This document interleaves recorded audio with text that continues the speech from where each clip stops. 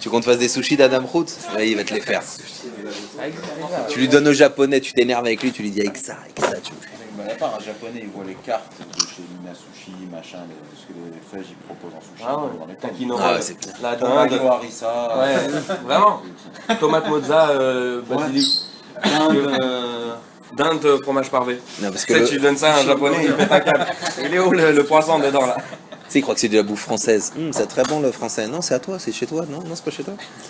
Pourquoi? Mais de toute façon, regarde, c'est parce que les feuges, ils peuvent pas entrer dans un resto et être frustrés de pas retrouver tout ce qu'ils aiment. Donc il faut que l'italien il fasse du japonais, du russe, du truc. Quoi qu'il arrive, il y ait 2-3 trucs tunisiens et de l'harissa, même si t'es dans un 5 étoiles. C'est trop dur. Lesquels? Ils sont encore en train de commander. Ouais, ils sont encore en bas. Ils ont dû se battre avec le. Les feux sont fait embarquer par la suite. Bon allez, on commence. Il les jette.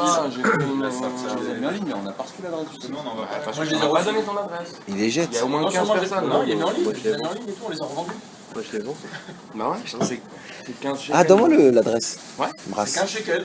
Parce que j'adore m'entendre. Ah, tout ça c'est géré. Non mais il y a tous les rames. Comme je suis en train de... Ah non, alors laisse tomber. Je suis en train de me construire une petite statue en Adam Root. C'est hyper dur de faire mon nez en Adam Root, mais il bosse le mec, sérieux. Et voilà, donc ça plus les vidéos en fond, et je suis au top. Ok, vous inquiétez pas, tout va bien. On va y arriver. Allez, on commence. Bon appétit. La... Ici. Tu veux un nom? Non. Ah ouais, si on peut faire les fois chez les mains de Michal Bat Gabriel. C'est le papa de qui? C'est pas bien. Non, c'est deux petits-enfants, deux Tinoc. Ah, 2 enfants.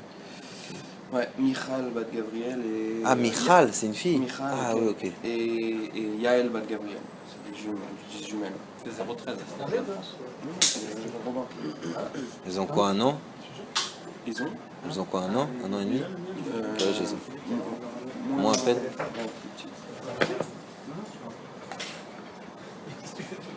Ils jouent au foot. Comment ça?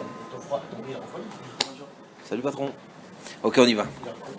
Alors, vous savez que... Je ne vais pas casser l'ambiance, évidemment, c'est pas le but. Ouais. Vous savez qu'on est dans une période où après, a priori la destruction est là, puisqu'on est pendant 9 jours, et on s'approche doucement mais salement vers Tisha B'Av, qui est un mini Kippour, franchement désagréable, où on est par terre, on mange pas, c'est un jeûne qui est long, c'est l'été. Il n'y a pas toute la Gdusha, entre guillemets, quand je dis Gdusha, vous allez comprendre de quoi je parle. Il n'y a pas tout ce ta'alir de Tishrei, où on jeûne, mais bon, on a fait Rosh Hashanah, ça s'inscrit dans un cycle de fête, on a l'impression de grandir, c'est un jeûne pour s'élever, etc. Il y a le pardon avec, etc. Là, Tisha B'Av, c'est un jeûne où on te dit, écoute, il y a quelque chose qui est cassé, et si tu es par terre, c'est que tu n'as pas réussi. Si on nous dit d'un autre côté que Tisha B'Av, c'est un jour très heureux, et qu'il n'y avait pas plus heureux que Tisha B'Av, etc., que tout B'Av et Tisha B'Av et Kippour, etc., c'est-à-dire que ces moments-là, c'est des moments qui sont censés être transformés. Maintenant, si nous, Chas Shalom, on est encore en tongs, crocs, et qu'on s'assoit par terre, c'est qu'on n'a pas réussi. Il faut comprendre. C'est-à-dire, il y a, c'est vrai, le principe que la Torah nous donne un calendrier des fêtes, un calendrier de comment vivre, c'est vrai qu'on traverse, etc. Mais il faut savoir qu'il y a un moment donné où si tu ne te dis pas j'en ai marre du calendrier, c'est-à-dire que, a priori, les Chachamim, depuis le Hari HaKadosh, au moins, on peut parler de Rabbi Shimon, mais aussi depuis le Hari HaKadosh, et je ne parle pas de la Chassidoute, et je ne parle pas du Rabbi et de tout ce que tu veux, ils nous ont donné un nouveau derer. Ils nous ont dit, voilà, on a connu une phase qui s'appelle la galoute, la destruction, etc. Mais aujourd'hui, c'est fini ça. C'est fini, on a dépassé toutes ces dates-là, et là on est dans un ta'alir, dans un programme de construction éternelle. C'est-à-dire que maintenant, chaque pas qu'on fait, c'est pas un pas pour s'éloigner d'eux, c'est un pas pour s'avancer vers. Et ce s'avancer vers, c'est la Géoula. Et la Géoula, c'est évidemment pas Tisha B'Av. C'est évidemment qu'on a un Beth Amikdash. Et pas un Beth Amikdash qui peut tomber, ou qu'on peut faire tomber, ou que... Hein, non, un vrai. éternel, ça veut dire un dévoilement de Dieu en fin propre. A priori, c'est ça le talir, le chemin qu'on a pris depuis, donc je dis, c'est loi du Ari Akadosh aujourd'hui. Hier, c'était... non, c'est ce soir. Ce soir, c'est loi du Ari Akadosh. Non, hier, ouais, donc aujourd'hui, non, alors attends, parce que je confonds le Ari Akadosh et ma femme. Ouais, donc c'est ça. Hier soir, c'était le Ari Akadosh, et avant hier, c'était ma femme. Dans l'ordre. Donc, a priori, si on arrive à Tisha B'Av et qu'on est encore en tongs, c'est pas grave, il y en a, ils passent l'année comme ça. Mais si on est encore en tongs et qu'on doit s'asseoir par terre et qu'on doit jeûner, il y a quelque chose qui n'a pas été fait. Et ça, c'est important de se le rappeler. Je vous dis parce que sinon, on rentre dans le calendrier, il y a des fois où tu te balades avec le citron et les salades, c'est sous-côte. Il y a une fois où, bon, ok, tu passes le calendrier, tu t'amuses, tu t'éclates, plus tu es religieux, plus c'est sympa, plus tu as des tripes, etc. Mais Tachles, il y a un but, il y a quelque chose. Et le but, c'est pas de traverser le calendrier, c'est de attraper la lumière et de la faire sortir. C'est-à-dire que tu es censé grandir. Or, passer Tisha B'Av, c'est une brisure. Si on passe Tisha B'Av, c'est quelque chose qui ne va pas. Alors maintenant, qu'est-ce qui ne va pas? Qu'est-ce qui ne va pas? Très simple. On le sait, tous les enfants ont appris ça par cœur, c'est une des premières choses qu'on dit. La destruction du Beth Amikdash, c'est dû, surtout le deuxième, à la sinatrinam. D'accord? D'accord? La haine gratuite. La haine gratuite. Ok. Bon, super. Alors, le rabbi arrive. Pas là, hein. Enfin si, peut-être. Non, le rabbi vient nous dire, écoute, la haine gratuite, c'est sympa. Tu sais, pour contrebalancer cette chose-là, il faut faire l'inverse. Il faut faire l'amour gratuit. Ok, d'accord. Ok, bon, j'entends. Pour l'instant, ça va, c'est sympa. Alors, une fois, j'étais avec mon cousin devant le kotel. Pendant Tisha B'Av, on était assis sur l'esplanade comme ça, et puis il me dit, tu te rends compte, Avatrinam, c'est super dur. Aimer gratuitement. Tu te rends compte, sans attendre, sans... C'est dur, c'est un haut niveau. Avoir la haine gratuitement, c'est assez rapide, parce que tu te chauffes un peu et ça part. Mais aimer gratuitement, c'est pas évident, quoi. Rien que sur un plat, je vais pas vous réchauffer sur la dame route, mais rien que sur un plat, c'est pas évident, mais ça s'aime pas, mais ça c'est pas assez, mais non, ils savent pas le faire, mais non, c'est pas du sushi, c'est du... C'est dur d'aimer sans... C'est j'aime. Dans j'aime, il y a je. C'est dur d'aimer gratuitement. Keilou, tu viens d'arriver et tout est beau, tout est propre. C'est très dur. Et en rigolant, mon cousin, je lui ai dit non, parce que la situation, elle est tellement compliquée. Et les gens, ils ont tellement des raisons de ne pas se faire confiance, de trucs, que si tu aimes quelqu'un, c'est vraiment chinam. C'est-à-dire que si tu aimes, puisque on est arrivé Kima, t'as aucune raison d'aimer et de vouloir, que là, c'est que du chinam que tu fais. C'est que du lechem shamaim. C'est que du gratuit. Alors c'était une petite blague. Maintenant, Tachles, on revient à l'histoire. La paracha de cette semaine, c'est Dvarim. La Haftara, c'est Chazon. Chazon Ishaya, ça veut dire... Cette Haftara, elle est là pour te dire, tu vas aller vers Tisha B'Av, mais sache que au moment même où Akadosh Baruch Hu, il a détruit deux fois le Beth Amikdash, il a aussi en même temps, à ce moment-là, donné la force du troisième. Le troisième, il est éternel. Maintenant, qu'est-ce qui se passe?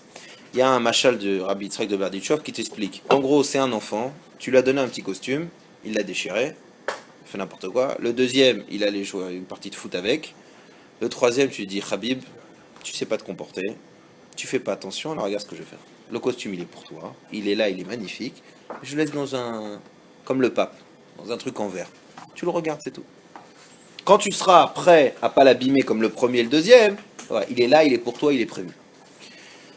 Ce Shabbat Chazon, on donne en réalité à tous les juifs, y compris ceux qui ne savent même pas que ça s'appelle Shabbat Chazon, donc soyez tranquilles, on te donne en réalité à ce moment-là la vision du troisième Beth Amikdash. C'est-à-dire que les Chachamim, les Tzadikim et les gens qui travaillent beaucoup leur Avot Hashem, etc., Bémet, ce Shabbat, ils ont une vision. Ils ont une vision, c'est-à-dire qu'ils ont... Alors nous, on peut l'avoir à notre niveau, c'est-à-dire qu'on va sentir, grâce à ce Shabbat là où vous allez être, tu peux peut-être toucher à la dimension de l'éternité, toucher à la dimension de la réparation, toucher à la dimension de la hardou. Tout ce que le Beth Amikdash représente, ce Shabbat, tu peux y toucher. Tu peux le voir de loin. Comme c'était, par exemple, tu vas, je vous le souhaite, tu passes un Shabbat super, et puis il y a vraiment un truc, tu vois, qui a un goût matok. Tu dis, tu vois, ça c'est le parfum. C'est le parfum, tu vois, c'est la vision. Maintenant ça c'est au niveau de Chazon, ça veut dire la vision. Le vrai problème, et notre problème, c'est qu'on doit réparer la Malchut. On sait que le Beth Amikdash c'est la Malchut. La Malchut, dans le corps humain, c'est la bouche. La bouche c'est la parole, Dvarim. Donc, pour faire descendre ce Beth Amikdash qu'on te montre de loin, ça va, il est là, il est prêt, il est pour toi, personne ne peut te le voler. Oui, mais c'est pas un musée que je veux, c'est vivre la chose. Donc pour faire descendre cette chose-là, c'est pas au niveau de la vision, c'est même pas au niveau de Shema Israël Hashem Elokeinu, parce que dans toutes les tsarot, dans toutes les tristesses, et dans toutes les choses dures, chaque juif il a crié au moins une fois Shema Israël. Il y a une espèce comme ça, même chez les non-religieux, ce que tu veux, etc. Il y a un sentiment de Hachem Echad, que ce soit, alors l'Ana c'est quand l'Iran elle va attaquer, l'autre c'est machin. Mais ça, au niveau de la vision et de l'écoute, ça s'est déjà passé, entre guillemets. C'est-à-dire qu'il y a déjà quelque chose en route. Le vrai problème, c'est au niveau du dibour, au niveau de la parole. Au niveau de la parole, on bloque la construction. Et qui c'est qui le dit, à part moi? Moi c'est intéressant, c'est Moshe Rabbeinu, donc ça va, c'est pas mal. Moshe il te dit, Elad Varim, voilà les choses, il réunit le Ham Israël et il va leur parler. Alors, je vous dis Bémet, vous allez rigoler si je vous dis exactement où j'étais quand j'étudiais toutes ces choses-là. Vous avez envie de rire ou pas? Alors j'étais à la mer, vous voyez comme quoi, pas chez ma mère, enfin il y avait ma mère, mais c'était à la mer. J'étais comme ça avec mon Dvar Malchut. Et alors ce qui était extraordinaire, c'est que ceux qui fait bronzette, machin, plage et tout, etc., ils étaient tous avec des gueules comme ça, ouais, des méduses, ouais, des trucs, des machins. Et moi j'étais habillé comme un cake comme ça, à l'ombre, avec mon Dvar Malchut, et j'étais comme ça. À la fin, ça s'est fini, je vous raconte pas l'ambiance. Il y avait la moitié, déjà toutes les meufs qui, à m'approcher, elles s'habillaient, donc c'était un mérite. Toutes mes nièces, elles sont parties avec un maillot de sniout. J'ai rien dit, je vous promets, j'ai pas fait genre. C'est honteux, Guignam. J'ai rien dit. J'ai rien dit. Ma fille, elle est sortie avec son maillot de sniout, sa cousine a dit, ah, je veux le même. Et moi, Sophie, qu'est-ce que t'en vas, ma soeur, qu'est-ce que t'en penses? Je sais pas et tout. Avec toute la famille, on m'a sauté de sniout. C'était à mourir de rire. Moi, je rigolais tout seul. Et bon, les choses, et la copine, et machin. Et c'est devenu un bête à midrash, le truc. C'est-à-dire, moi, je descendais une demi-heure, 1 heure par jour pour pas vexer mon rep. J'arrivais comme un cake comme ça. Et vas-y, va faire tout le tour de la grand-mère du machin. Passe par le sable. L'angoisse. J'arrive comme ça. Je me mets le parasol sous la tête pour dire, pourvu que je rencontre personne que je connais et tout. Évidemment, la moitié de mes élèves. Eux en caleçon, ah Jérémy, je dis, vas-y, embrasse-moi, et plus tard tu pues, t'es dégueulasse, vas-y. La blague, bon, Hachem. Et le Dvar Malchut qui reçoit de l'huile, du sable, machin, et moi je tiens bon, je dis, oh, y a pas, tout ira bien. Et on a fait un petit bête à Midrash, bon, Hachem. Et j'avais à côté de moi la maman super religieuse de Tzfat, d'un copain, un truc. Alors c'était génial, tu vois, il y avait une maman de 70 ans, le kissouille, le machin truc, papy barbu à côté, et tous les gens qui sortent de la plage, ils s'habillent, ils arrivent, ils ressortent, machin. Évidemment, on était ou extrême droite ou extrême gauche, parce que pour rencontrer le moins de personnes, enfin c'était marrant. Oh, Rachel, vive les vacances. Et donc j'ai découvert là-bas, et c'est ça que je vais vous faire partager, comment Moshe Rabbeinu, et ça c'est extraordinaire. Chumash Dvarim, on dit que c'est le retour sur toute la Torah. C'est quoi? C'est Moshe Rabbeinu qui quitte le Ham Israël, et comme un bon méchaner, parce qu'il a reçu la Torah, donc ça veut dire que c'est un éducateur, la Torah c'est un enseignement, comme bon éducateur, au moment où il quitte son poste, il vérifie quoi? Si ses élèves ils ont compris. Et il leur redonne à chacun une théouda, pas pour dire -2, +2, t'es nul, t'iras jamais en bac S. Ça c'est juste des mecs frustrés un peu qu'on fait prof. Normalement, tu es censé donner à tes élèves les forces, les faiblesses et la meilleure des directions. Donc c'est ce que fait Moshe Rabbeinu. Il sait qu'il va quitter le Ham Israël, et comme un méchaner, un éducateur extraordinaire, il s'adresse à eux. Et c'est-à-dire tout le Dvarim, c'est un condensé de tout le moussar et de tout, en gros, justement Dvarim. C'est-à-dire comment, maintenant que vous allez devoir rentrer en Israël et construire le Beth Amikdash, en réalité c'est ce qui devait se faire, c'est-à-dire maintenant comment tu vas concrétiser tout ce qu'on a vécu. J'étais sorti d'Égypte, t'étais un esclave, on s'est bagarré, on est tombé, on n'était pas content, on a fait des guerres, on a machin, ok, mais Tachles maintenant, Ratzon Hashem. Eretz Israël, c'est Ratzon Hashem, tu vas rentrer, il faut qu'on fasse la boucle. Ça y est, il faut que tu finisses ce travail. Donc Moshe, il va adresser au Ham Israël les clés et les cartes de toute notre vie à nous. Comment faire le ratson de Dieu et habiter en Eretz Israël, etc., etc. Évidemment, il doit nous faire des reproches. C'est-à-dire, il doit nous dire là où on s'est cassé la tronche, là où ça va pas, parce qu'il faut qu'on prenne apprendre de ça. Et là, ça arrive, et vous allez voir pourquoi je vous parle de ça, parce qu'on a dit, moi, maintenant, nous tous, on doit amener le Beth Amikdash. On doit réparer la parole. A priori, il y a quelque chose dans la parole, dans la communication, qui va pas. Mon cher Rabbeinu, je te dis, Dvarim, Shabbat Razon, il te donne exactement certains points sur comment parler. De quoi on parle dans comment parler, pas comment... Après, j'arrête de provoquer le Forex. Je vous promets, je fais juste une petite dernière blague et après, j'arrête les blagues personnelles. Alors, c'est pas un cours de déballe. Ça, je me suis fait plaisir. C'est pas très sympa, j'avoue. Mais... Donc, c'est pas un cours de déballe. Mon cher Rabbeinu, il te dit, regarde, je vais devoir vous reprocher des choses. Parce qu'elle m'a la saute. On en a vécu, au Hachem, vous et moi, Moshe et leur Ham Israël, ils ont vécu pas mal de fights ensemble. Mais maintenant, il faut que je vous donne les cartes parce que vous êtes des grands, vous allez partir. Et si vous ne le construisez pas, le Beth Amikdash, moi, je ne peux pas le faire. Donc, Rashi nous dit, Dvarim, quand on entend le mot Dvarim, c'est que c'est des remontrances, c'est que c'est des nounounous. Ok, dis-moi le franco. Dis-moi, écoute, voilà, toi, convoqué. Par qui? Directeur. Bon, tu sais que tu vas t'en prendre, quoi. T'as compris, quoi. D'accord? Non. C'est caché, déjà. Dieu, Moshe, il veut vous parler. Il y a écrit là-bas, hein, devant tout Israël. Ok, bon, d'accord. Il décrit. Il faut savoir une chose. Celui qui lit la Torah en se disant, ouais, ok, il y a un bug. Parce que la Torah, elle n'est pas venue te dire, Moshe, c'était un berger. Il était très content. Et une fois, il a vu un petit mouton. Et c'est pour ça qu'il s'occupait du Ham Israël, parce qu'il aime les moutons. Tu dis, super. J'ai la même avec les X-Men, elle n'est pas un peu plus excitante, l'histoire. Sur une ligne de la Torah, on peut faire un chidouche. Donc là, il te dit devant tout le Ham Israël. Qu'est-ce que ça veut dire ça? Direct, écoutez bien ça. Il te dit, Moshe Rabbeinu, il va adresser des remontrances. Mais qu'est-ce qu'il fait? Il réunit tout le monde. Pourquoi? Parce que la nature humaine, elle ne supporte pas les remontrances. C'est pour ça que le Shulchan Aruch, quand tu commences à essayer d'avancer, de marcher dans le chemin de Dieu, il te dit, écoute, si t'aimes pas les remontrances, et si t'aimes pas qu'on te fasse de réflexion, fils, t'as raison, vis ta vie, et puis tu verras 120 ans. C'est clair.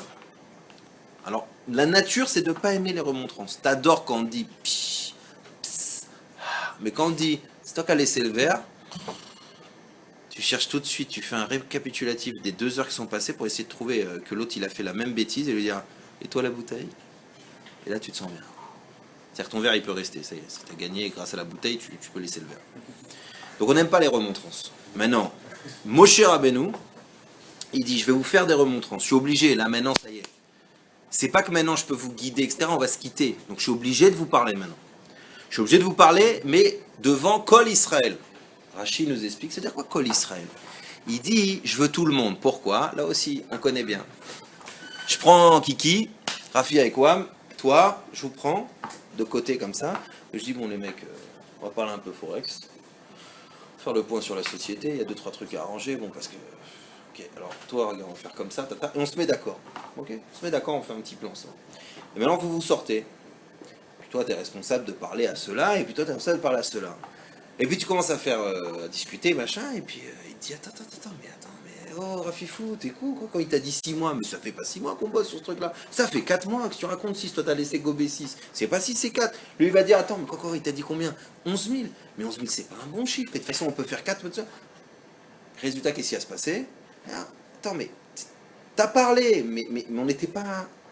Moshe il a dit non, oulala, je connais, ils aiment pas les tochachot, ils aiment pas les réprimandes, et s'il n'y a pas tout le monde, il y en a qui va me dire, moi si j'étais pas là, j'aurais jamais choisi les concombres. Hein. Donc il dit non, d'abord, tout le monde est là, quand je parle à tout le monde, comme ça si quelqu'un il a à faire, qu'il le fasse maintenant. Pas, on met un truc en place, et après t'en as, oui, après t'en as 2-3 qui disent, qu'est-ce que t'en penses? Bon, viens. Alors comment tu fais? T'as soi-disant fait une réprimande, on a soi-disant construit quelque chose pour le truc, ils t'ont fait comme ça, tu sais, comme le chien à l'arrière de la voiture qui rebondit la tête avec le rythme des roues. Il a fait ouais, comme ça, et après il se regarde en bas des temps, tu trouves ça bien ce qu'il a dit, tu trouves ça intelligent. Ouais, laisse-le parler, on s'en fout, nous, vas-y, on finit à 6h, il y a là. Ça. Alors, Moshe Rabbeinu, il est très intelligent, il aurait pu faire du forex, mais... Non, ou autre chose, on s'en fout. Mais enfin, il aurait pu diriger, je pense qu'il l'a fait pendant pas mal de temps. Et il te dit d'abord, quand tu veux construire quelque chose, quand tu vas faire une réflexion à quelqu'un, d'abord, faut que tu aies la personne en entier. Alors ça, je vous donne des exemples de ça. Par exemple, je veux construire un couple, je parle comme mec. Ben, c'est super. C'est comme si je vais prendre le couple et je vais le faire sauter sur une jambe. Tu peux pas. Faut avoir les deux présents. Ma fille, elle arrive, elle me dit ouais, mon cousin, Eli, il a tué la bouée. Moi, j'arrive, je prends Eli, bim. Ah bah écoute, ma fille, elle m'a dit non, ben non. Tu dois prendre les deux, tu dois voir, etc. Ça veut dire quoi, Kol Israël aussi? Qu'est-ce qu'il dit? Il dit Kol Israël pour qu'il puisse répondre. Ça veut dire quoi? Ça veut dire que quand tu vas faire une remontrance à quelqu'un, d'abord, est-ce qu'il est présent, le mec? Tu vas dire mais attends, mais t'es fou, toi, ou quoi? Tu parles au mur? Non, mais c'est comme si je te. Parler au mur, c'est aussi comme ça. Voilà. Quand tu passes Shabbat à la maison, je te rends dedans. Regarde, c'est comme si je fais comme ça. C'est comme si je fais. Bon, je vais te dire, ça va pas, ça va pas, ça va pas, et je me barre. Et lui, il travaille, tu vois, tout dans une minute. Ça s'appelle faire des remontrances. Ça veut dire planter un coup de couteau à l'arabe et se barrer. Il peut pas me répondre. C'est pas le moment où je le chope au bus et je le matraque. Et le mec, maintenant, il monte dans le bus et on va pas se parler. Donc quand on te dit Kol Israël, c'est-à-dire quand tu vas faire une remontrance à quelqu'un, quand tu as besoin de faire une remontrance à quelqu'un, regarde si la personne elle est là. Pas physiquement, ok, tu vas pas parler à un mur, mais si elle est là, c'est-à-dire si elle est présente. Si elle est truc, si la personne elle est taroude, elle est en pleine prise de tête, et elle doit faire ça et tout, et toi pile maintenant tu veux la chauffer un peu, ça sert à rien. Tu parles à quelqu'un qui est là, mais qui est pas présent. Tu comprends ce que je veux dire? Donc c'est très important que quand on va s'adresser une remontrance à quelqu'un, qu'on voit si la personne elle est présente. Présente, ça veut dire qu'elle est apte, qu'elle est là, qu'elle est apte à entendre. Ça sert à rien de faire une remontrance à chaud. Ça sert à rien. Ça sert à rien parce que la personne elle est pas là. Elle est bouillante de nerfs, elle est bouillante de fatigue. C'est comme si tu prends un mec à la sortie de l'avion et tu lui dis alors on fait quoi pendant les vacances, on fait quoi? Il dit ah là là, lâche-moi, viens, laisse-moi récupérer la valise déjà. Viens, rentre à l'hôtel, viens, prends, discute. Non. Donc ça s'appelle pas, tu peux pas faire ça. Donc ça d'abord, je dis c'est 2 phrases de la paracha. On continue. Je dois faire des remontrances, on a dit. Il faut que la personne soit présente. Maintenant, qu'est-ce que ça veut dire? Qu'est-ce qu'il a dit, Moshe? Il a dit pourquoi? Parce que si jamais elle a un argument ou quelque chose qui ne va pas, qu'elle puisse l'exprimer. Alors là, excusez-moi, pour tous les gens qui ont connu le martinet, la babouche ou le coup de pied sauté carré, excusez-moi, c'est vrai que ça fait marcher droit, c'est vrai que c'est vrai. Malgré tout, si je peux mettre un petit bémol, une petite nuance, il y a un petit problème malgré tout dans ce boxing parents. Il y a un petit problème, c'est que Moshe Rabbeinu, qui est assez puissant, hein, je peux vous rassurer qu'il avait quelques Shem Hashem, il pouvait nous écraser tous comme des mouches. Malgré tout, Moshe Rabbeinu lui-même, sur son peuple, et lui aussi il avait, je pense, des raisons de pouvoir nous massacrer. D'accord? Donc, mais il te dit, regarde, si je fais une remontrance, je veux que tout le monde soit là. Pourquoi? Parce que je veux donner, quoi? Attention, écoutez, je sais que ça va vous choquer, un droit de réponse. Ah, tu vas me dire, attends, Jérémy, attends, mais si moi je veux charrier un mec, ou je veux le déchirer, ou je veux lui dire que ça va pas, c'est pas pour qu'il me réponde. En réalité, c'est juste pour me lâcher. C'est juste pour lui faire comprendre que j'ai moi compris. Et bon, lui, il a qu'à travailler, il fait ses chourébaïs, il rentre chez lui, il fait ses devoirs. Attends, quand je vais voir ma fille et qu'elle vient de faire tomber un truc sur la table, je m'en fous de sa philosophie, je veux juste lui dire, maman, tu prends le truc, tu ramasses et chut. Et mon cher Benoît, il te dit, mais c'est bien, mais n'oublie pas que cette personne-là, elle doit se construire. Elle doit après créer un Beth Amikdash, elle doit faire le ratson de Dieu. Donc pour l'instant, c'est bien, tu la tiens avec des menottes, tu la tiens avec le bâton. Le jour où tu vas libérer les menottes et le bâton, pas sûr qu'elle marche dans ta direction.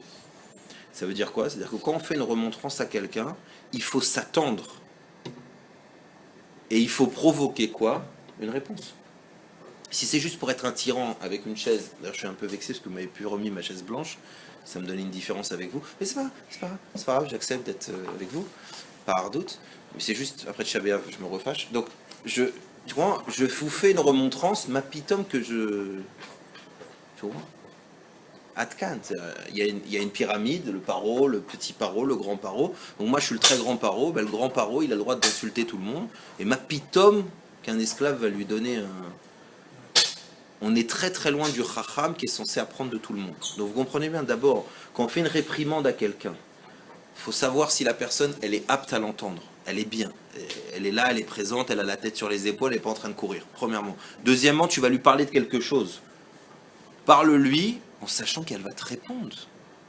Viens pas comme un mini tyran qui a ou l'argent, ou le pouvoir, ou le truc, et tu lui dis, bon, écoute, voilà, on a décidé ça. Alors, tu sais quoi, envoie-moi un texto. Puisque j'ai pas le droit de répondre, envoie-moi un texto. Ça, faut savoir que, bien souvent, hélas, quand on a construit notre critique, on est tellement persuadé que le plus important, c'est d'avoir bien construit l'attaque, qu'on en oublie que faut savoir si la personne, elle va comprendre. Pourquoi? Il y a quelqu'un qui m'a dit, attends, mais tu peux pas toujours vérifier. J'ai dit, mais attends, mais alors comment tu sais qu'elle a compris? Comment tu sais qu'elle a compris? Parce qu'elle a fait ce que tu as dit? Pas sûr. Si maintenant je vous dis, Révré, lavez cette table et rangez les verres. Et je suis assez sec pour vous compreniez qu'il n'y a personne qui va passer la porte sans que ça soit fait. C'est-à-dire. Mais est-ce que vous avez compris le fait qu'il y a un respect de table, que chacun a un truc? Est-ce que vous avez compris cette chose-là? Comment je le sais? Si dans l'écho de ce que vous allez me donner, pas le fait que vous aviez accompli, dans l'écho de ce que vous dites, attends, Jérémy, dans le fait que moi je vais vous aider, dans le fait que, ça veut dire quoi? Le retour, le droit de réponse à ma Torahot, c'est l'écho de comment la personne elle l'a compris. Ça veut dire, est-ce que j'ai construit quelque chose? Est-ce que cette Torahot, est-ce que cette réprimande, elle est constructive? Est-ce que la personne, dans sa réponse à ce que je viens de lui dire, je sens qu'on a fait un lien, qu'elle a compris et que maintenant, elle peut me truc. Donc si mon enfant, je lui dis, arrête de crier, et qu'elle me dit, bah il est pas tard, c'est-à-dire qu'elle n'a pas compris ce que je lui reproche. Elle n'a pas compris encore. Donc, quand je fais une réprimande, non seulement je ne suis pas un tyran, et je me dis pas, c'est moi qui a la main, donc je te sais comme ça et pas autrement, il y a un droit de réponse, et surtout il faut comprendre, le droit de réponse c'est la meilleure manière de savoir si la personne d'en face, elle a reçu ce que je lui ai dit. Parce que la manière dont elle va reformuler ou elle va agir, ça va me donner l'écho de ce que j'ai raconté. Je peux avoir soi-disant pensé que j'ai fait quelque chose de très bien, et que j'ai dit quelque chose de très bien, et je l'ai détruit. Je prends un exemple très simple, je dis à Raph, écoute, la semaine prochaine, prépare un truc, à mon chiour, tu fais l'introduction. D'accord? Tu prépares un truc de 3-4 minutes sur ce sujet. Lui, il se prend la tête, il se prépare, il ouvre des livres, machin, il s'habille, il met une petite chemise, tout ce que il se prend la tête, etc. J'arrive ici, et puis d'un coup, je vois des nouvelles têtes, je vois des gens que je connais pas, et je lui dis, écoute, laisse tomber, parce que là, c'est mieux que c'est moi qui commence, il y a des personnes, machin, c'est mieux. Moi, c'est bon, qu'est-ce que j'ai dit? Je lui ai dit, écoute, laisse tomber, c'est pour son bien, je veux pas qu'il se plante, c'est compliqué, il y a des gens que je connais pas, c'est machin. Mais lui, il va me dire, mais il est fou. Attends, il vient de me tuer. Moi, ça fait une semaine que je prépare ce truc-là. Ça fait une semaine que j'ai dans les dents. Ça veut dire quoi? C'est-à-dire que j'ai même pas pigé. Pourquoi? Parce que j'ai fait un écho. J'ai pas entendu le droit de réponse. J'ai même pas. Même pas, ça m'est passé dans l'idée qu'il est censé répondre quelque chose. Donc, mon cher Rabbeinu, il nous donne déjà cette chose-là. Quand on va faire une réprimande, quand on va être en contact, les daber, c'est-à-dire qu'on va construire un Beth Amikdash, il faut comprendre une chose. Tout de suite, il faut savoir si j'ai pas de réponse, c'est grave. Si j'ai pas de réponse, c'est grave. Ça veut pas dire justement que je suis tranquille.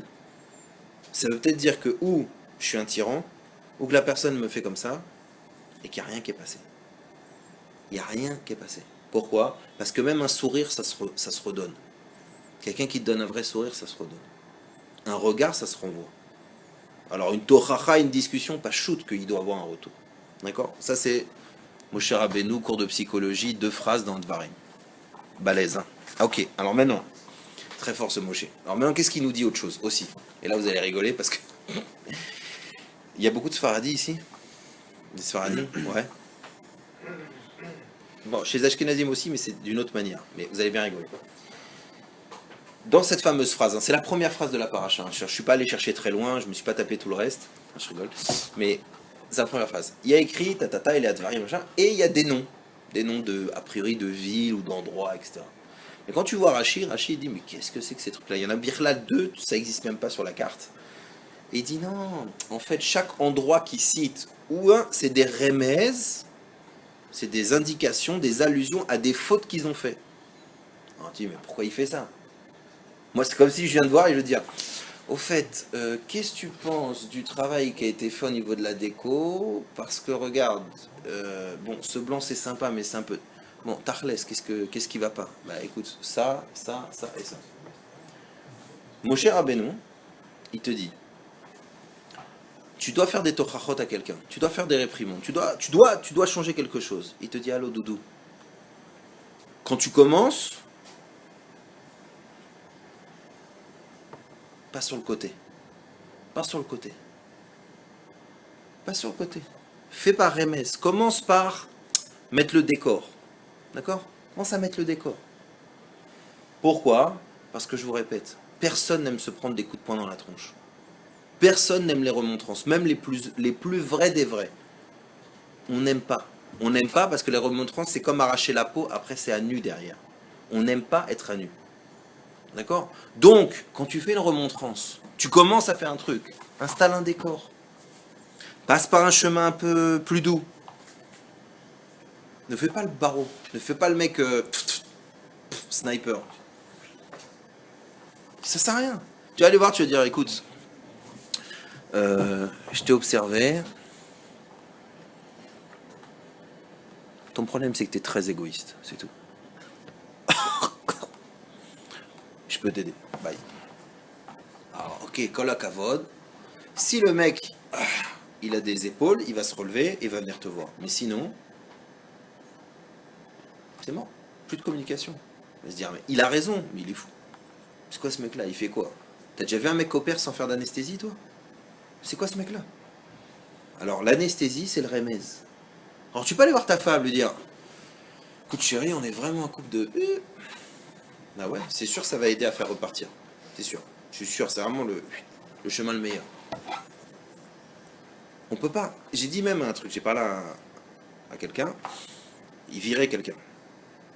Je lui ai dit, écoute, moi je rentre pas, c'est tes calculs.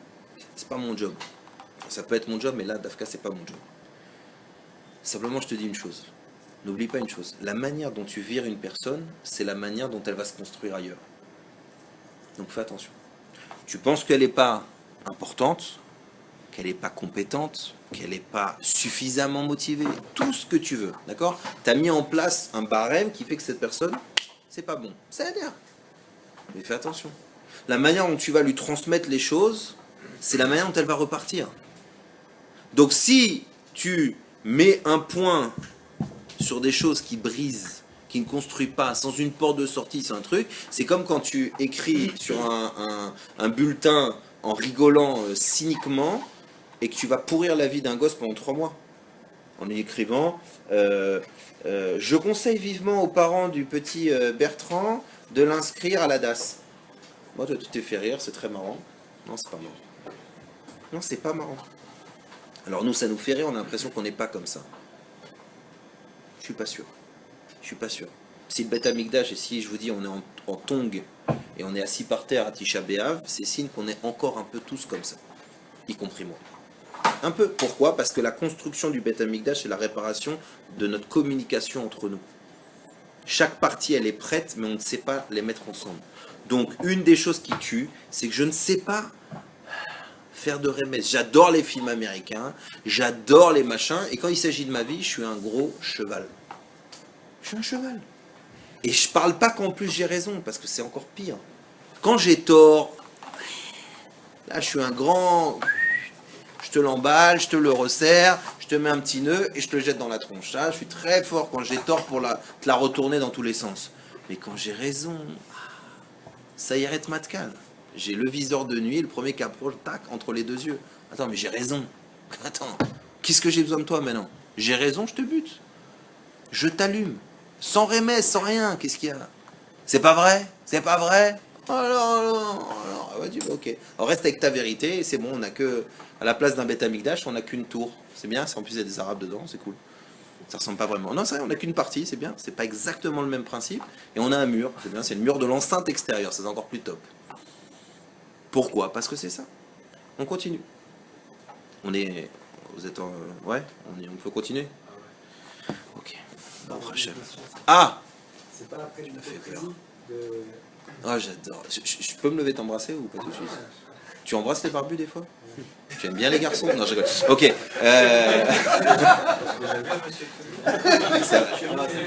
T'as raison. Il faut pas être trop direct non plus, mais si tu tournes autour tout le temps, la personne elle va rien comprendre et... Oui, mais tu On- peux arriver on va arriver- au fond en mettant la forme. Je peux pas me contenter de crédit. C'est pas mon enfant de 3 ans. Que de dire je peux pas te blairer, t'es un pauvre. Ah non, on lui dirait. Non, C'est vrai qu'on n'a pas forcément d'affinité tous les deux. Je vais te dire un truc, regarde. mon Ouais, fils quoi. de 3 ans, je lui dis des amis qui ont tout doucement, il comprend rien. J'arrive pas à te le dire. Je vais te dire. Tant que j'ai pas dit le truc Ouais, ouais. carless, il va... Je vais te dire. Une des choses pour lesquelles, dans le même passouk, dans Rashi, il dit faut faire un remez, et il dit pourquoi? Il dit pour le respect de la personne. Alors, c'est ta réponse, ça veut dire. Et tu vas voir qu'avec la suite du cours, tu vas comprendre aussi comment c'est très fin et en réalité c'est très simple. C'est-à-dire quoi le respect? Si moi et ma femme, on se respecte vraiment, alors on peut, en 2-3 mots, serrer les choses. Si mon fils, il a un profond respect de ma parole et qu'il ne perd pas les mots que je dis, pas comme tous les enfants que tu en dis 25 et il se rappelle de 2. Tu dis, c'est quoi cette passoire? C'est un filtre, ils entendent rien, ils veulent pas, ils font Keilou, ils sont tembel. C'est pas vrai, parce que quand ils veulent quelque chose, ils te le retrouvent. Non, non, non, c'était là-haut. Tu dis, ah, purée, t'as vu? Donc, mais ils ont un filtre. Ce qui les dérange, ça passe à l'oubliette. Donc, Moshe Rabbeinu dit, je veux le faire bar remez parce que je veux pas le blesser. Je veux son respect. Donc, c'est-à-dire que ce que tu dis, le but, c'est pas d'être hypocrite. Le but, c'est que ce que tu vas choisir comme mot et comme mode d'expression, c'est une expression qui va, chez lui, rentrer et créer un kavod, c'est-à-dire qu'il va respecter ta parole. Alors je te dis, le vrai problème, c'est que nous, on a l'impression que pour qu'on se fasse respecter, il faut mettre du poing sur la table tout le temps. Des fois, oui, mais on a l'impression qu'il faut faire ça. Pour être respecté, on a l'impression qu'il faut faire de la vente. Des fois, oui, mais c'est pas vrai. Donc, on te dit, en fait, pourquoi on fait ça? Vous savez que, je reviens encore en arrière, les mots, ils sortent par là, ok? Par la bouche, la malchoute. On a 5 défenses avant que le mot sorte. Il y a la langue, il y a les lèvres, il y a les dents, etc. Il y a 5. Ces 5-là, elles correspondent au hé d'en bas. C'est-à-dire le hé, la fameuse malchoute, le fameux Beth Amikdash qu'on veut reconstruire. Ce hé-là, c'est les 5 gvurot. Gvurot, c'est dire des rigueurs. C'est-à-dire que ta bouche, c'est une arme. Tu as 5 étapes où on te dit, sois prudent, sois prudent. Ce que tu dis, au fur et à mesure, tu es plus fin avec cette personne, etc. Mais on te dit, sois prudent. Parce que la nature humaine, c'est pas d'être prudent. La nature humaine, c'est que tu as beau avoir une barbe et 5 autres keilou barrières avant que ça sorte, eh ben ça sort. Et le problème, c'est qu'une fois que c'est sorti, va le rattraper. Donc on t'a dit, fais attention au respect. Exemple. Un exemple, là, il y a 48 heures, il y a plusieurs enfants. Et tu dis, ouais, là, ça y est, on arrête, on se calme, toi tu fais ça, toi tu fais ça, tu fais ça, tu fais ça. Tes enfants qui sont habitués à ce mode d'expression, et t'as une, elle va aller voir ce truc, elle dit, pourquoi tonton il est fâché, pourquoi il s'énerve, pourquoi? Toi, je suis pas énervé, qui c'est qui s'est énervé? Mais le mode d'expression, chez elle, t'as atteint la barrière du respect. Exemple très très simple, très très simple. Au travail, il y a, à l'époque quand je travaillais dans la... Bon, on s'en fout. Il y avait... Non, c'est pas important. Hein? Je peux pas en parler.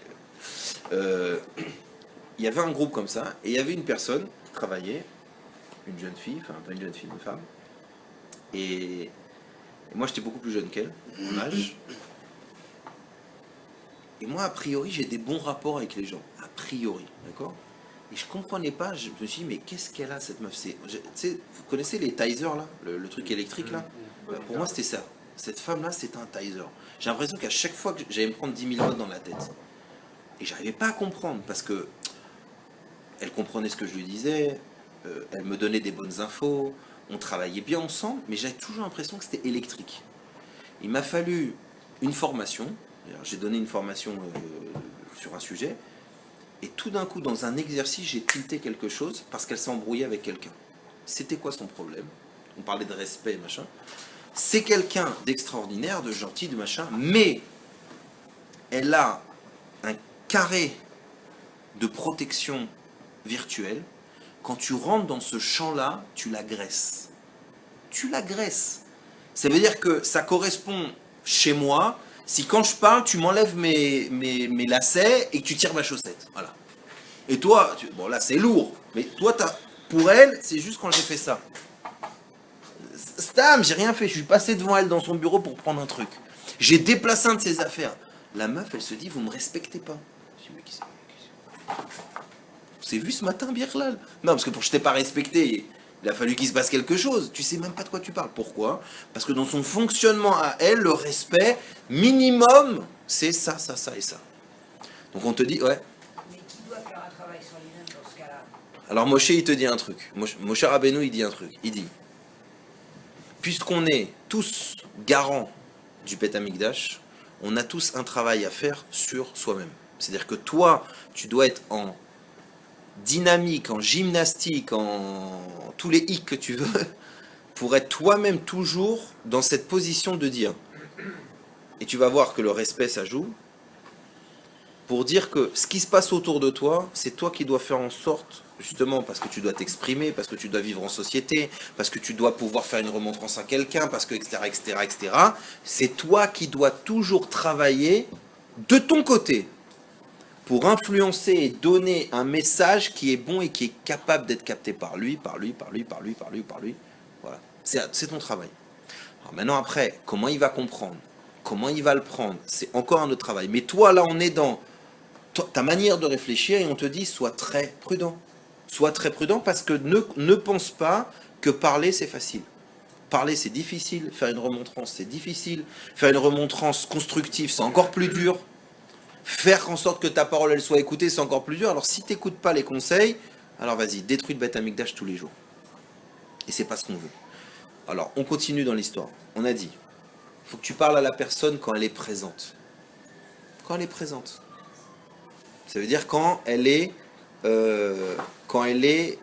présente, pas simplement physiquement, mais prêt à entendre, prêt à capter. Si tu vois que, je sais pas moi, tu veux apprendre à ta gosse à écrire, mais si tu vois qu'après une demi-heure, elle tremble de la main, stop, arrête, Zéo Nigmar. Elle mal à saute, là tu peux plus rien faire, ça rentre pas, c'est fini. T'as des gens qui peuvent écouter 3 heures de Torah, t'as des gens qui peuvent étudier 4 heures, 10 daf de Gemara, et t'as des gens qui font un Sefer HaMitzvot. Le Rabbi, il a donné la hora d'étudier le Rambam, pour 1 milliard de raisons, kabbalistiques, sodi, pachou, tout ce que tu veux, c'est une hora très importante, mais il s'adresse à tout le monde. Alors, il s'adresse pas simplement à des chassidim avec la barbe qui... Rien que tu dis le mot Rabbi, il est enflammé et il se chauffe. Non, il parle au Ham Israël quand il dit ça. Donc, pour parler au Ham Israël, il donne des directions différentes. Tu as 3 prakim, tu as 1 perek et tu as le Sefer HaMitzvot. Ça veut dire que tu peux étudier le Rambam en 2 minutes ou en 2 heures. Mais tu peux l'étudier. Donc, je donne la même direction, mais chacun avec son respect de sa tension, respect de son cerveau, respect de sa capacité, etc. Mais je donne la direction, mais je fais en sorte qu'il l'attrape et qu'il grandisse avec. Donc maintenant, ça c'est Moshe Rabbeinu. Alors pourquoi c'est tellement important que je vous parle de tout ça? Parce que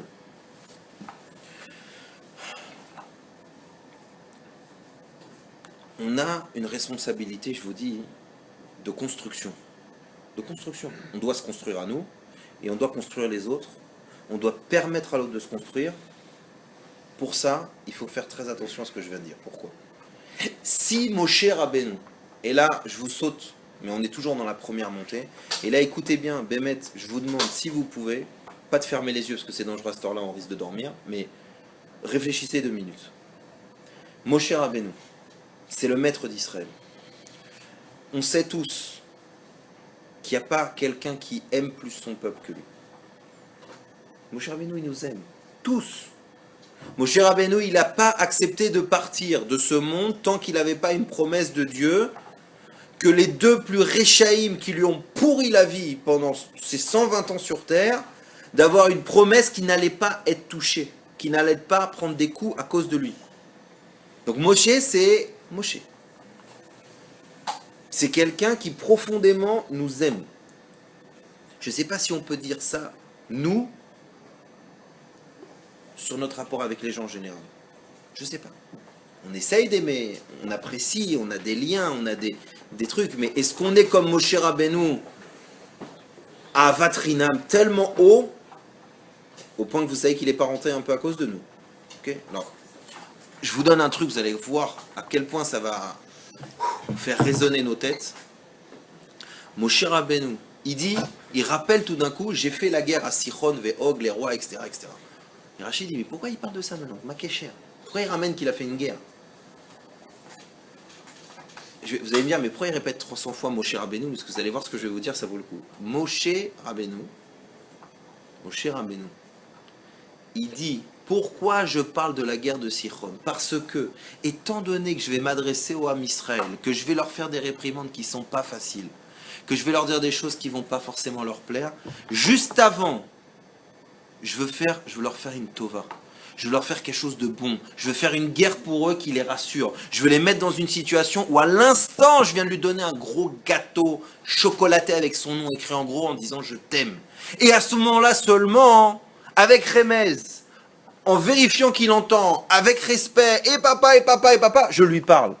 Tu dis, oh, qui c'est qui fait ça, Moshe Rabbeinu? Mais pourquoi il le fait? Pour que nous on le fasse, un tout petit peu. Il te dit, écoute bien, Moshe Rabbeinu, purée, c'est celui qui a tous les droits de nous mettre un coup de tête, frontal. Il a le droit, s'il y a bien quelqu'un qui peut oser prendre un mec par la truc et lui dire, tu te moques de moi. C'est comme si Aaron à Cohen, et c'était Saïloula Rosh Chodesh Av, là aussi, Aaron à Cohen, il rentre dans le Beth Amikdash, il va se faire buter. S'il fait mal la avoda, et s'il y a un juif qui n'est pas pardonné, c'est lui qui crève le premier. Tu dis, ce mec-là, c'est pas le premier qui peut dire, tu peux te calmer, toi, avec ta vérote, tu peux te la fermer, toi, avec ton truc, tu peux arrêter. C'est le premier. Si c'est pas lui qui a le droit de faire ça, c'est qui? Ora Aaron, qu'est-ce qu'on dit de lui? Non. Oev et abriot, il aime les créatures. C'est quoi les créatures? De qui il parle? Quoi? Il parle aux chiens? Il parle aux animaux? Non. Il aime les personnes, même si elles sont que des créatures. C'est-à-dire des gens qui sont tellement bas, tellement désagréables, qu'à la rigueur, c'est un lion, sauf qu'il parle. Mais il aime les créatures. C'est-à-dire qu'il aime chacun de nous, même s'il est descendu au plus bas. Et qu'est-ce qu'il fait? Il nous aime et il cherche le shalom et de nous faire respecter, de nous faire avancer dans la Torah. Donc on te dit, si les plus grands, ceux qui avaient le pouvoir, ceux qui avaient vraiment les bonnes raisons, ceux qui avaient vraiment la vision réelle de ce que tu fais de mal ou de bien, ils te montrent toutes les pincettes qu'on doit avoir, la finesse qu'on doit avoir quand on s'adresse à un autre juif ou à une autre juive. Kalva Chomer, encore plus simplement pour nous, comment on doit dégonfler un peu les valves de l'orgueil et de l'excitation et de se dire que parler à un juif c'est un srout. Parler à un juif c'est un mérite. Habiter en Eretz Israël avec d'autres juifs c'est un mérite. Être marié avec un juif ou une juive c'est un mérite.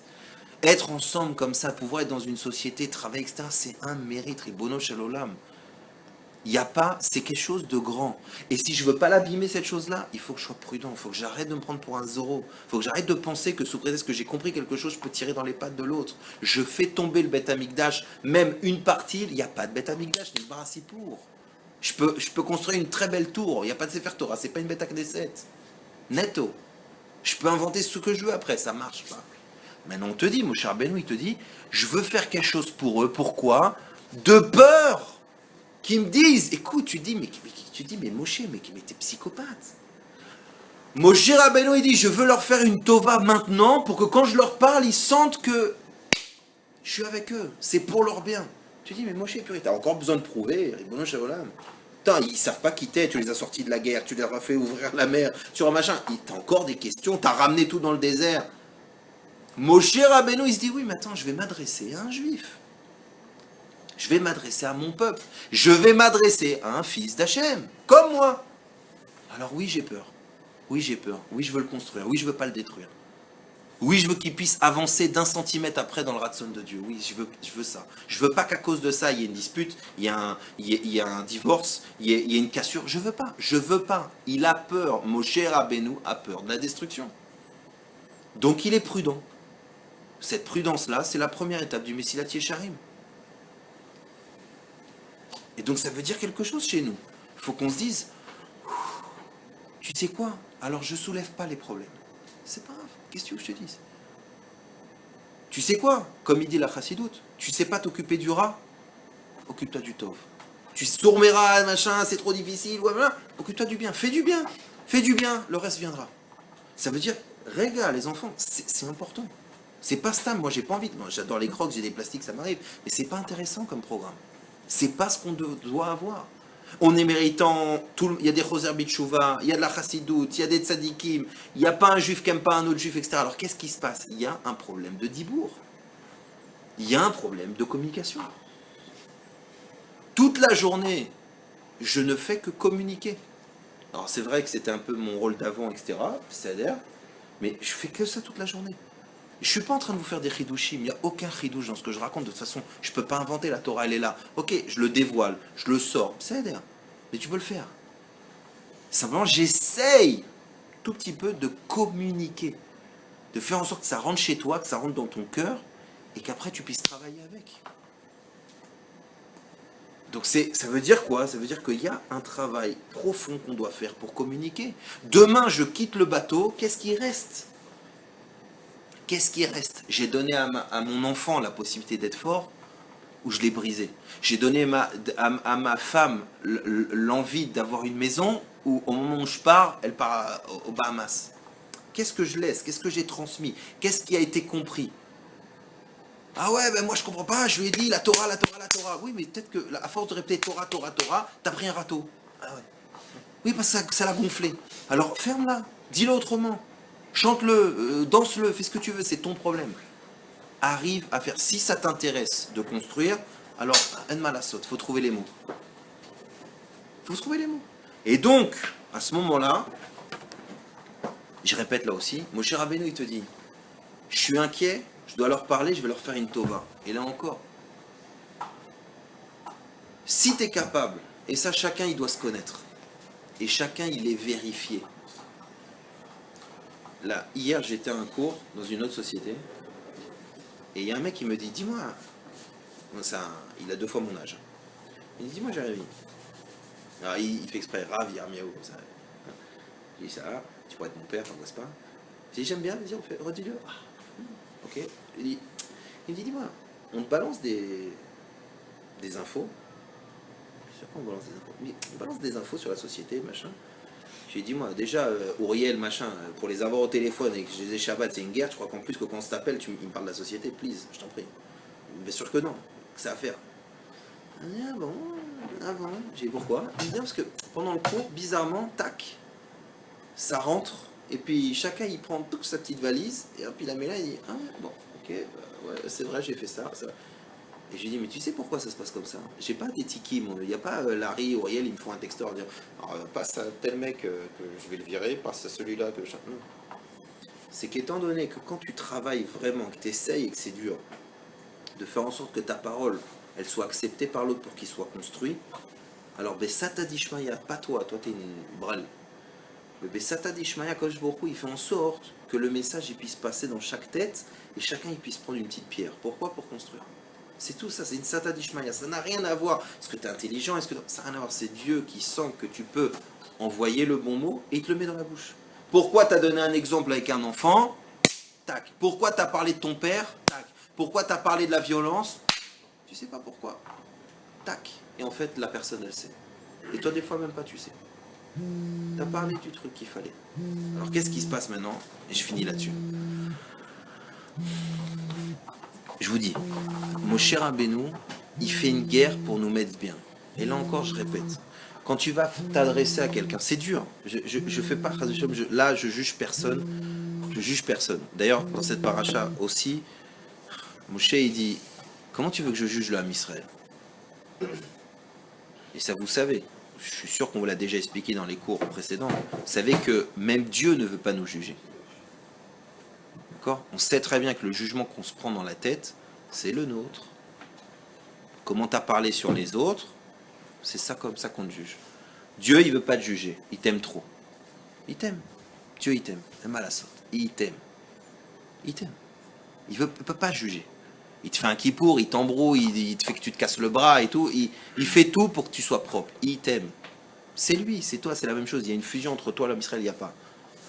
Et Torah, Israël et Dieu, c'est une seule et même chose. Point. On a du mal à le comprendre. Mais c'est comme ça. Alors qui c'est qui juge? C'est nous. On s'auto-juge. Par nos paroles, par nos actions, on s'auto-juge. On se met sur nous le digne. Tout simplement, ou sur nous, ou chas v'shalom. Sur les autres. C'est pour ça que je vous dis, Moshe Rabbeinu qui a le pouvoir de la parole, qui a parlé à Dieu et qui a descendu la parole de Dieu dans le monde, il a peur de ce qu'il dit. Il a peur d'ouvrir la bouche. Donc nous, on doit freiner un peu la bouche. Être un peu plus cool. Réfléchir 2 minutes et se dire est-ce que c'est tellement intelligent, intéressant, important, excitant, constructif. Et là encore, avant de faire, si vous prenez toute la prudence qu'on a dit, vous allez parler gentiment et par remèze et la personne elle est prête, etc. Rappelez-vous une chose, Moshe Rabbeinu qui a tout fait pour nous, avant de nous prendre un peu à la gorge, il veut encore nous faire une petite tova. Là encore, et ça c'est chacun avec son humilité, ça vous rappelle quelqu'un, Anav Meod, c'est Moshe Rabbeinu, et chacun avec son Oev Shalom, Rodef Shalom. Est-ce que Bémet il est Béchalom et il veut ça, c'est Aaron. Donc chacun il doit se juger, Adkama il est comme ça. Mais qu'est-ce qu'on dit là-bas? Si une personne, et ça je vous le dis par ma petite expérience, que ça fait 10 ans, Baruch Hashem, que je suis collé à plein de gens, à des gosses, à des enfants divorcés, à des enfants cassés la gueule, à des homosexuels, à des femmes qui veulent quitter leur mari, à des femmes qui ont des aventures avec leur mari, sans leur mari, lo allez-nous, tout ce que tu veux, filles et filles ensemble, tout ce que tu veux, Baruch Hashem, non, Bémet, c'est pas, je vous le dis, si Bémet t'aime la personne, c'est-à-dire que tu arrives à faire la distinction entre ses actions, sa situation et la personne, et que Bémet, quand tu lui parles, tu es capable, comme un Forbringen, une fois avoir bien bu, que tu es capable d'embrasser un mec, Béhémet, si tu es capable de faire ça, tu peux lui parler. Si tu n'es pas capable, tu n'es pas obligé. Ne te sens pas obligé. Là encore, c'est une question. Moshe Rabbeinu, il veut faire une petite guerre avant, comme petit cadeau présent pour nous parler. Là encore, est-ce que tu aimes vraiment la personne? Est-ce que Bémet, tu cherches le bien à ce moment-là? Je suis pas sûr. C'est ça le problème. C'est ça le problème, c'est qu'on ne se rend pas compte. On se rend pas compte. Est-ce que et c'est très très... Chez les parents, des fois on comprend mieux cette chose-là. Des fois tu fronces les sourcils, tu bombes un peu le torse parce que tu vas vouloir dire un truc qu'il faut qu'il se calme. Et juste derrière le torse bombé, tu es en train de te dire, regarde cette tête de chef qu'elle a. Regarde comme elle fait le Keilo, elle a peur. C'est dans ta tête en train de dire, écoute, Atkan. Là, je vais me fâcher. Et dans ta tête, tu es en train de voir la taille qu'elle a et tu dis, bah, vas-y, pars-toi, je vais t'embrasser. Allez. Chut. Et quand elle se retourne, tu vois, tu dis, bah, ouais, t'es capable? Si t'es capable, ça va passer. Si t'es capable de faire ça, ça va passer. Tu peux faire des torachot terribles. Tu peux dire à quelqu'un, fils, t'es brisé. Fils, tu m'as fait mal. Tu peux régler des choses très compliquées. Tu peux, je te dis, être face à quelqu'un qui dit, j'aime les garçons. Et tu peux le régler. Je suis violent. Tu peux le régler. Tu peux le faire. Tu peux le faire. Mais si t'as pas brisé cette chose-là, si t'es capable d'amour et si t'es capable de savoir que tes mots, ils vont peser. Alors je vous dis, c'est très compliqué. Parce qu'aujourd'hui, grâce à ça, on ne sait plus communiquer. On ne sait plus communiquer. On peut tout communiquer, la photo, la taille de mon slip, excusez-moi. Je peux envoyer mon bouton de soleil à toute ma famille pour expliquer ce que j'ai. Ok? Et on ne sait pas parler. On ne sait pas. On a tout ça, on peut faire tout en 5 minutes, on ne sait plus parler. Je ne te parle pas d'entendre. D'accord? Quand on est tous avec du Bluetooth, on entend tout ce qui se passe. On ne sait plus écouter, on ne sait plus parler. Et ça, le problème, c'est qu'en attendant, on a le Beth Amikdash en photo, mais on l'a pas en vrai. Donc il faut vraiment, Bezrat Hashem, et j'arrête là-dessus, il faut vraiment qu'on prenne ce moussard là que Moshe Rabbeinu il nous donne comme un papa, comme un maître, pour nous dire, vous allez rentrer en Israël. En Israël, vous avez un tafkid. Chacun de vous, c'est plus moi dont on parle. Chacun de vous avez un tafkid, un rôle de construire un Beth Amikdash. Ce rôle-là, ça va passer par votre capacité de vous parler, par votre capacité de la parole, parce que la parole, c'est la malchoute, c'est la royauté de Dieu et la royauté ici. Si vous êtes capable de transmettre la Torah, même Aleph Bet, si vous êtes capable de transmettre que vous aimez quelqu'un, tu sais, je te jure, tu peux pas savoir comment ça fait mal au ventre, au cœur et à la tête, quand je suis face à des gens qui viennent me raconter leurs problèmes, etc., et que je vois que Béhémet, ils veulent arranger, mais ils savent tellement pas parler qu'ils cassent. Et tu te dis, mais tu entends ce que tu dis? Et c'est pas des gens de mauvaise volonté, je parle pas d'un mec qui sournoisement fait exprès pour casser, je parle pas de ça. Je parle de nous tous, on n'est pas des gens méchants, loin de là, je vous dis. On est des tzadikim, on veut réussir, on veut faire du bien, etc. Mais c'est pas évident. On a des peurs, on a des craintes, on veut se protéger, tout ça. Et ben, je te dis, c'est terrible. Terrible de voir que tu te dis, mais t'entends ce que tu viens de dire? Je finis là-dessus, excusez-moi, mais en général, quand je le dis 3, c'est le bon signe. Une fois que j'ai dit 3 fois, je finis là-dessus, c'est le bon en général. Ne vous inquiétez pas, c'est pas grave. Je suis en entretien avec quelqu'un qui rencontre une autre personne. Et dans la discussion,